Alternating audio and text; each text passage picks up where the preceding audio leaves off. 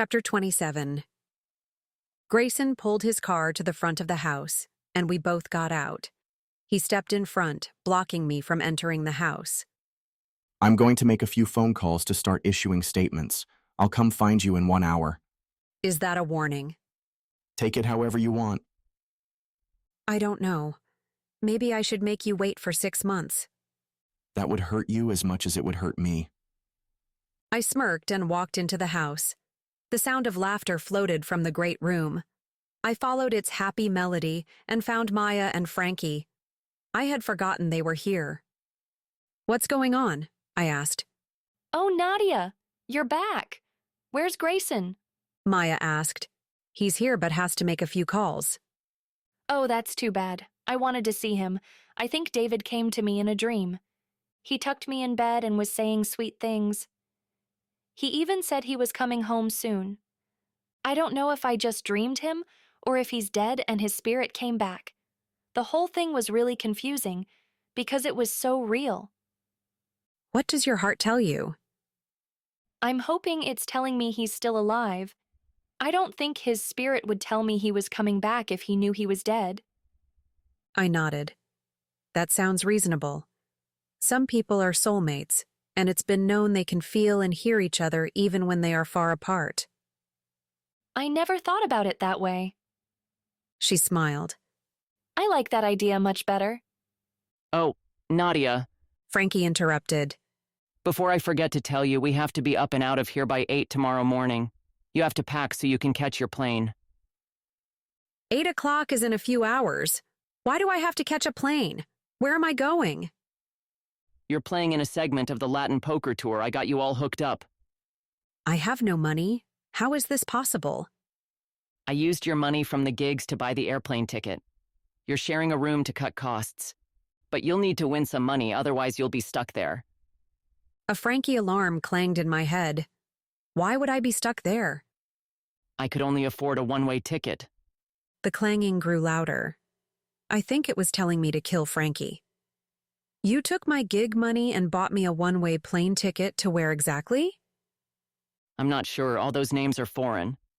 "Where the hell am I going, Frankie?" I told you, it's in Latin. "So, in South America?" Isn't Latin a country? I was never good at geography.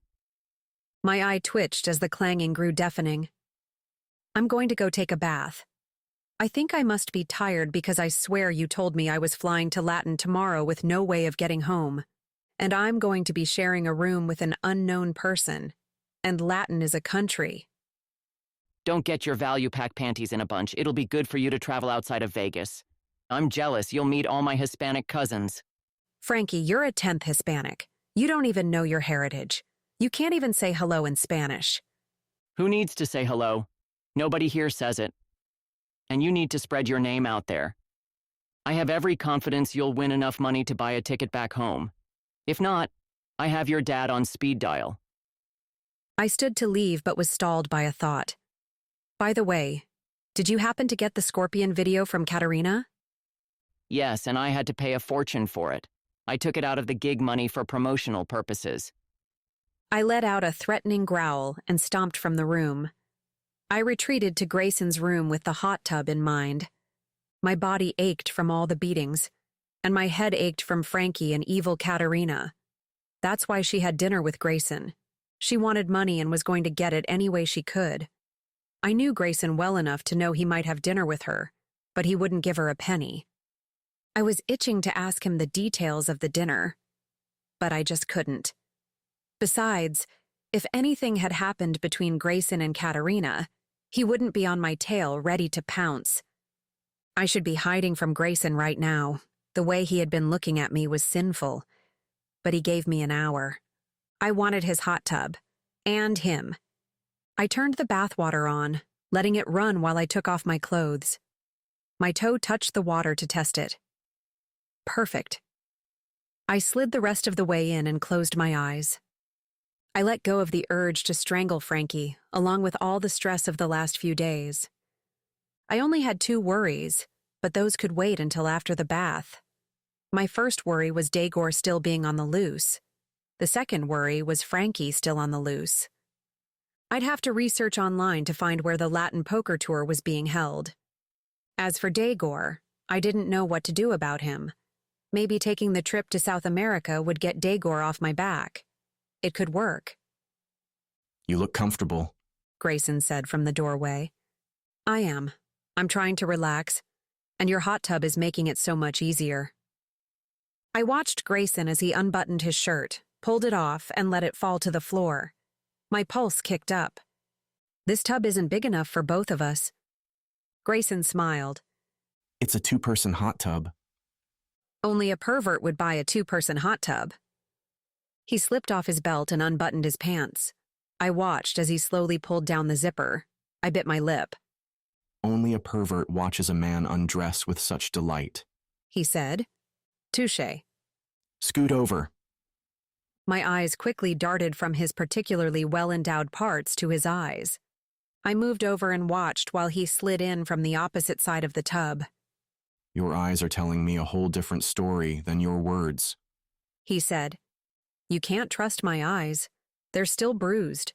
They don't make sense half the time. Let me kiss them and make them feel better. If you're kissing things that hurt, I have a whole list for you. He smirked. One thing at a time. I'm sure I'll check each item off your list before dawn. It's nearly dawn now. We better get started. I boldly moved toward him. He watched me as intently as I had watched him. His hands grasped at my hips as I neared him, settling me on top.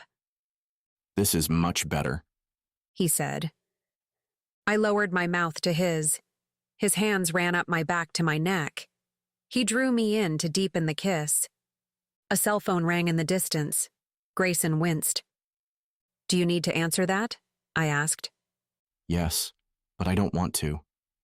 I tried to move to the side, but his hands kept me in place. I'm trying to let you answer your phone. I don't want to. You said you need to. They can wait. I shook my head. No way. Both of us will be thinking about the phone call. All I want is you. Then it might just be me who will be thinking about it. However, you'll leave as soon as we're done and make a phone call. If we were married for 10 years, I might give you that luxury. But we aren't even dating, and you've been trying to coerce me to have sex with you for the last few days. Either I have you all to myself, or the casino does. He nodded, though his eyes were telling me he was somewhere else. Just go make your phone call and come back after, I said. He gazed at me for a moment, before standing to wrap a towel around himself. I relaxed into the tub as he retreated to the bedroom. I'm sure if he was with one of his usual girls, they would be quite happy to give him a quickie before he had to tend to business. I didn't like to dwell on his usual girls. I fidgeted in the tub. I gave up and drained the water. I heard Grayson on the phone as I wrapped the towel around me and tiptoed into the bedroom. I spied him as I entered the room.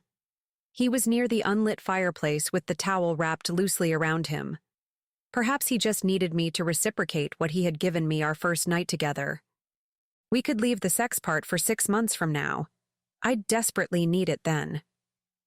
I smirked as the idea swirled in my brain. Hell, why not? It would keep him thinking about our planned date. I snuck up behind him. He was so engaged in his phone call he didn't see or hear me. I looped my finger into the towel and tugged, letting it fall to the floor. Grayson was about to pick it up when I wrapped my arms around him. He turned to look at me. My eyes must have told the whole story because he said into the phone, I think I need to go. I shook my head. He arched his brow. I don't have to go? I whispered, no. He continued his phone conversation while watching my every move.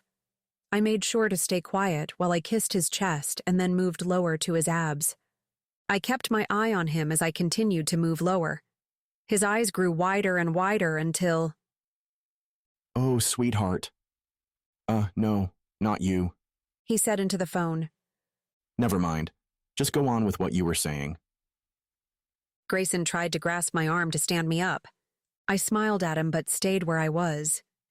He was growing tenser by the moment. It was taking everything he had to hold back. It made me want him more. I gave him more playtime, grabbing his butt as my tongue flicked and teased. He groaned. No, I just stubbed my toe. I seriously need to go. Call me back when you have the release ready. Not release, the whatever it is you're doing. He said and hung up. Nadia, get up now. He said with urgency. I peeked up with a smirk. I'm just giving you a goodbye gift. It's time for me to give you a goodbye gift. My eyes widened. No, it's okay. No, really, I need to properly thank you for making me sound like an ass on the phone. Look, I'm even turning off my phone. I laughed as I hurried away. He had me within his reach in a few steps, ripping my towel away. He captured me and carried me toward the bed. We both fell on it, with him landing firmly on top of me. Grayson grinned at me before he slid lower. I grasped at him to pull him back. It's my gift, He said. I felt his warm breath, the stubble on his face, his lips, and then, oh God,